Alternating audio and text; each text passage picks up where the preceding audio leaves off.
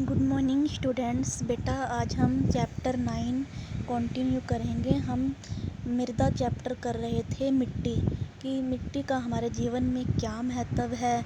हमने मृदा परिच्छेदिका के बारे में पढ़ा था कि मिट्टी की परतें कौन कौन सी होती हैं। देन हमने पढ़ा था कि सबसे ऊपर किस तरह की मिट्टी पाई जाती है, उससे नीचे, एंड देन अगर हम और ज़्यादा खुदाई करते हैं तो किस तरह की मिट्टी पाई जाती है। ये सब हम रीड कर चुके हैं। आज का हमारा टॉपिक है मृदा के गुण, कि मिट्टी के क्या गुण होते हैं। मृदा में जल अंतःसरण, कि मृदा के अंदर क्या गुण होते हैं, मृदा अपने अंदर कितने जल को सोख सकती है, ये हम रीड करेंगे। हमने 50 सेंटीमीटर इंटू 50 सेंटीमीटर के 2 फर्श लिए हैं, जिसमें से एक तो हमने मान लिया कि पक्का फर्श बना हुआ है, दूसरा कच्ची सड़क पर बना है। और फिर हमने दो सेम साइज़ की बोतल्स में पानी भरा और दोनों जगह एक एक बोतल पानी गिरा दिया। तो हमने क्या देखा कि जो हमने पानी पक्के फर्श पर गिराया था वो वहाँ से बहकर चला गया, और दूसरा जो हमने कच्ची सड़क पर पानी गिराया था वो अवशोषित हो गया, वो मिट्टी ने सोख लिया। ठीक है, तो इससे हमें क्या पता लगता है कि जो मिट्टी होती है वो पानी को अवशोषित कर लेती है, लेकिन जो अलग अलग तरह की मिट्टी होती है उनके अंदर अलग अलग क्षमता होती है पानी को अवशोषित करने की। हमारे पास एक एक्टिविटी है, ये देखिए। हम इसमें क्या कर रहे हैं, देखिए 3 हमने दल बना लिए, दलों के नाम रख लिए हमने ABC। आपको यह मालूम करना है कि किसी दिए गए स्थान पर पानी कितनी तेज़ी से मृदा में से नीचे चला जाता है।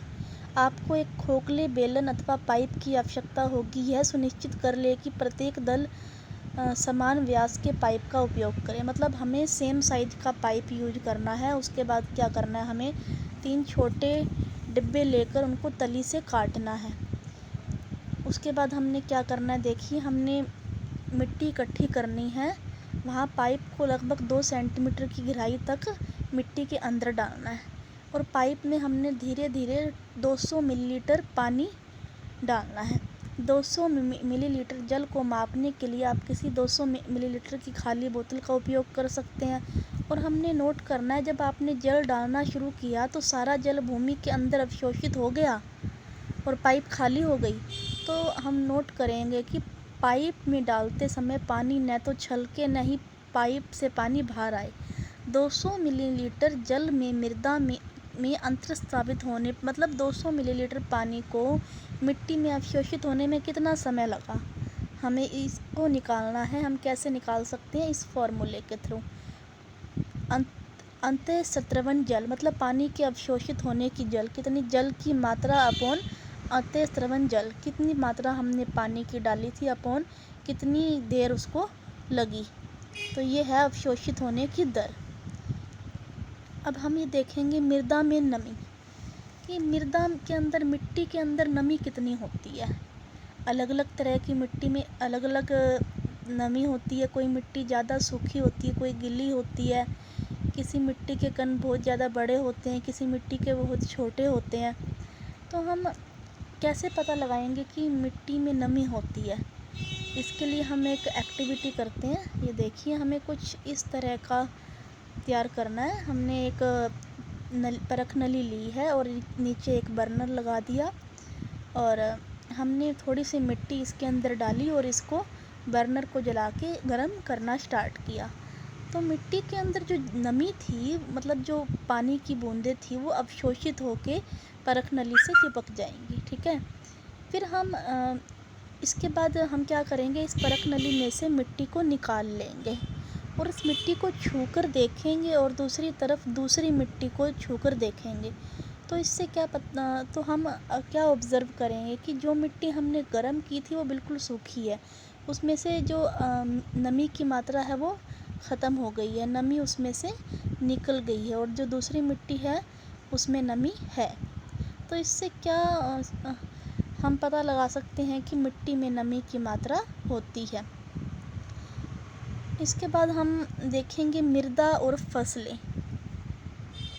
एक एक्टिविटी है मृदा द्वारा जल का अवशोषण। मिट्टी जो है कितने जल का अवशोषण करती है, ये वाला जो एक्टिविटी है ये हम आप खुद रीड करेंगे बेटा। अब हम एक टॉपिक करते हैं, मृदा और फसलें। भारत के विभिन्न क्षेत्रों में भिन्न भिन्न प्रकार की मृदा पाई जाती है। अलग अलग क्षेत्रों में अलग अलग टाइप की मिट्टी मिलती है। कुछ क्षेत्रों में तो मृणमय मृदा मिलती है, कुछ जगह दुमटी मिट्टी मिलती है और कुछ जगह बलुई मिट्टी मिलती है। तो ये जो मिट्टी है ये हवा, वर्षा और तापमान, सूर्य का प्रकाश, इस सब से प्रभावित होती है। ठीक है।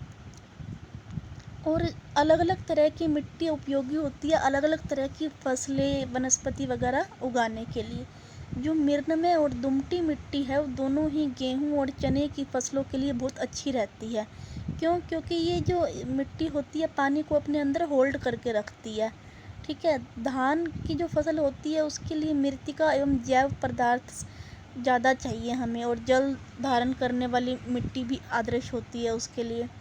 और मसूर और जो दूसरी दालें हैं उसके लिए दुमटी मिट्टी की ज़रूरत होती है जिनमें जल की निकासी आसानी से हो जाए। और कपास के लिए बलुई, दोमट अथवा दोमट मिट्टी अधिक उपयोगी होती है जिसमें जल आसानी से निकास कर जाता है और पर्याप्त परिमाण में वायु को धारण कर लेता है। जो गेहूं की फसल होती है उसके लिए महीन मृणमय मृदा में उगाई जाती है। मतलब गेहूं की फसल के लिए ऐसी मिट्टी हमें चाहिए होती है जो जिसमें ना तो मतलब एवरेज हो, जिसके अंदर बहुत ज़्यादा पानी भी ना ठहरे और बहुत ज़्यादा सूखी भी ना हो।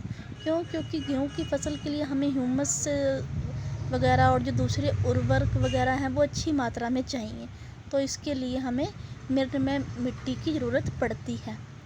और ये एक केस है हमारे पास, ये आप खुद रीड करेंगे कि इसमें क्या बताया गया है। अब हमारे पास एक टॉपिक है मृदा अपरदन, ये वाला। इसमें हम देखते हैं क्या, जल, पवन अथवा बर्फ़ के द्वारा मृदा की ऊपरी सतह का हटना। कई बार बहुत ज़्यादा जल, पवन मतलब हवा चलती है तो जो मिट्टी की ऊपरी परत होती है वो उसको अपने साथ बहा के ले जाती है। इसको हम मृदा अपरदन कहते हैं।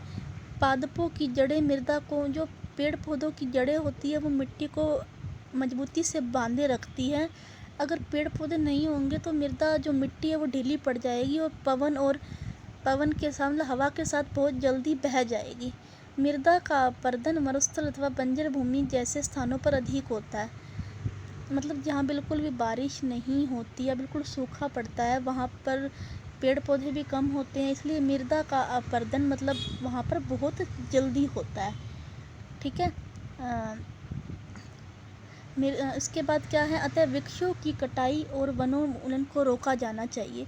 तो मृदा का अपरदन ना हो, क्योंकि जो मृदा का अपरदन हो जाएगा उसके बाद नीचे की मिट्टी है वो इतनी उपजाऊ नहीं होती, तो उसके लिए उसमें फसलों को उगाना बहुत मुश्किल होता है। तो हमें वृक्षों की कटाई नहीं करनी चाहिए, हरित क्रांति को बढ़ावा देना चाहिए ताकि मृदा का अपरदन ना हो सके।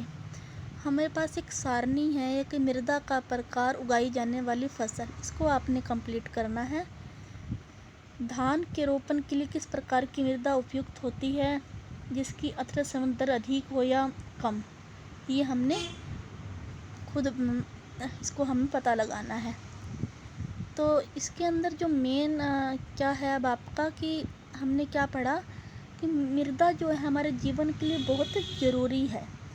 और मिट्टी की अलग अलग सतह के बारे में हमने पढ़ा और मृदा अपरदन के बारे में पढ़ा। तो बेटा अभी ये चैप्टर हमारा यहीं ख़त्म हो गया है, इसकी एक्सरसाइज हम नेक्स्ट क्लास में करेंगे। अभी के लिए इतना ही। Thank you and have a nice day.